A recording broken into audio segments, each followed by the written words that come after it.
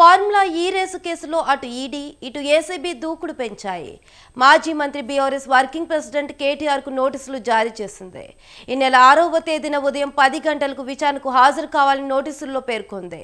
కేటీఆర్తో పాటు కేసులో A2గా ఉన్న అరవింద్ కుమార్, A3గా ఉన్న BLN రెడ్డికి కూడా నోటీసులు ఇచ్చింది ఏసీబీ. కేటీఆర్ విచారణ పూర్తయిన తర్వాత వీరిని విచారించే అవకాశం ఉన్నట్టుగా తెలుస్తుంది.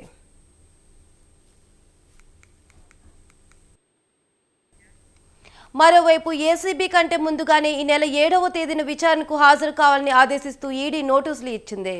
కేటీఆర్తో పాటు BLN రెడ్డి, అరవింద్ కుమార్లకు కూడా నోటీసులు జారీ చేసింది. అయితే ఈ నెల 2వ తేదీన BLN రెడ్డి ఈడీ విచారణకు హాజరు కావాల్సి ఉండగా ఆయన డుమ్మా కొట్టారు. మరింత సమయం కావాలని కోరుతూ అధికారులకు మెయిల్ పంపారు. అలాగే జనవరి 3న విచారణకు వెళ్లాల్సిన అరవింద్ కుమార్ కూడా తాను విచారణకు రాలేనని, సమయం ఇవ్వాలని ఈడీకి లేఖ పంపారు. వీరిద్దరి లేఖలకు ఈడీ అధికారులు సానుకూలంగా స్పందించారు. ఈ నెల 8న BLN రెడ్డి, 9న అరవింద్ కుమార్ తన ముందు హాజరు కావాలంటూ నోటీసుల ద్వారా తెలిపింది. దీంతో వీరి విచారణ వాయిదా పడింది.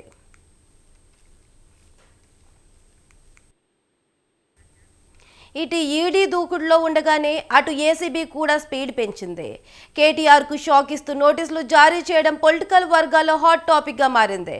అయితే ఈడీ విచారణపై తమ న్యాయవాదులు నిర్ణయం తీసుకుంటారని, అవినీతే లేదు, కేసులో పనే లేదంటూ కొట్టిపారేసిన కేటీఆర్ విచారణకు హాజరవుతారా లేదా అనేది ప్రస్తుతం ఆసక్తి రేపుతున్న అంశం.